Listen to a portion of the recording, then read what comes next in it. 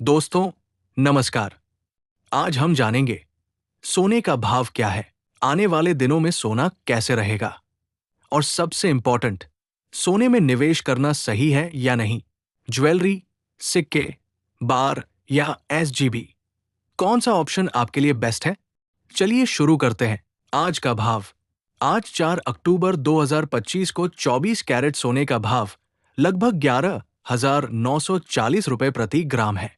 मतलब अगर आप 10 ग्राम सोना खरीदना चाहते हैं तो 1,69,400 रुपए के आसपास देना होगा। 22 कैरेट और 18 कैरेट सोने के भाव भी बाजार में अच्छे स्तर पर हैं। आज की मार्केट का हाल।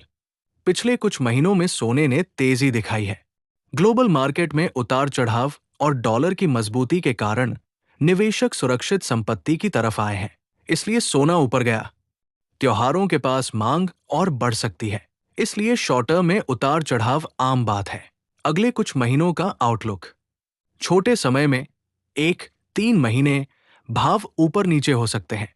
अगर आप जल्दी रिटर्न की उम्मीद रखते हैं तो ध्यान रखें कि प्रॉफिट बुकिंग हो सकती है। लेकिन लंबी अवधि में सोना अक्सर सुरक्षित निवेश के रूप में काम करता है। ज्वेलरी वर्सेस सिक्के बार वर्सेस एसजीबी। 1.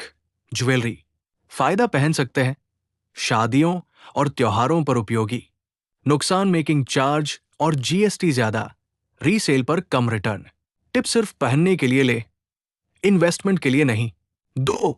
सिक्के और बार फायदा मेकिंग चार्ज कम, रीसेल में better price.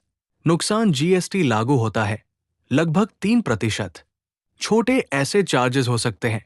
Tip short term और मीडियम टर्म इन्वेस्टमेंट के लिए best. 3. Sovereign gold bonds SGB फायदा आरबीआई बैक्ड, सालाना 2.5% इंटरेस्ट। मैच्योरिटी पर कैपिटल गेन्स टैक्स फ्री। नुकसान थोड़ा कम liquidity. Tip long term investors के लिए सबसे सेफ और प्रॉफिटेबल।